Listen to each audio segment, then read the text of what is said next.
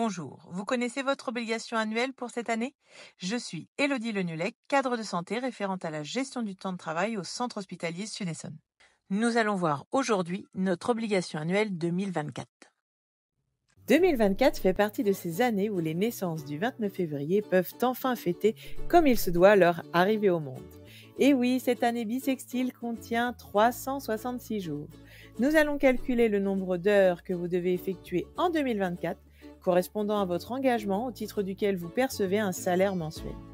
Attention, les informations suivantes concernent les agents publics présents du 1er janvier au 31 décembre sans interruption de contrat.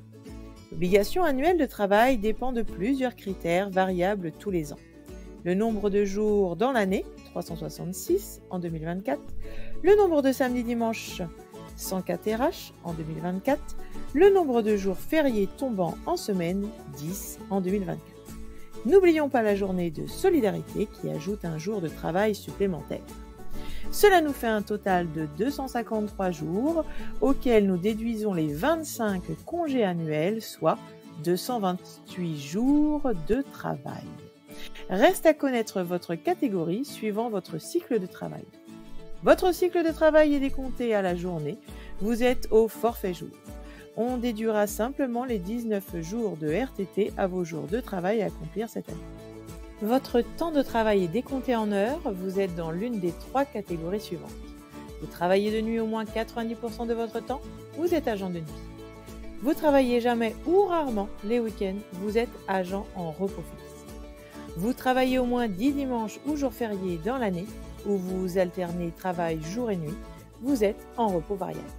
Dans la réglementation, il n'y a que les dimanches et les jours fériés qui comptent. Au CHSE, vous bénéficiez aussi de la prise en compte du samedi travaillé sur les week-ends, où vous travaillez que le samedi et non le dimanche. Les agents de nuit et les agents en repos variable bénéficient donc de la récupération supplémentaire des fériés tombant sur un samedi et dimanche, soit un jour de repos supplémentaire en 2024, le dimanche 14 juillet.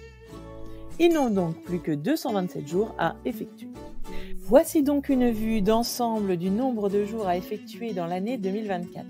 Pour les agents au décompte horaire, ce nombre de jours est à multiplier par le nombre d'heures théoriques journalières, soit 6,5 heures pour un agent de nuit, 7 heures pour les agents en repos fixe et variable. Et voici le nombre d'heures à effectuer pour l'année 2024. Vous êtes à temps partiel de droit, pour convenance personnelle, ou en temps partiel thérapeutique. Vous devez multiplier ce nombre avec 0,9 si vous êtes à 90%, 0,8 si vous êtes à 80%, 0,7 si vous êtes à 70%, etc. Il ne reste plus qu'à compter le nombre d'heures que vous avez travaillé et que vous allez travailler par mois afin de vous assurer que vous remplissez votre obligation annuelle de travail 2024. Vous pouvez bénéficier de jours de repos supplémentaires à déduire de votre obligation annuelle de travail 2024. Visionnez la capsule RH-14 pour tout savoir et comment les acquérir. Vous voulez en savoir plus sur le calcul des OAT? Je vous invite à visionner les capsules 4, 6, 8, 10 et 20.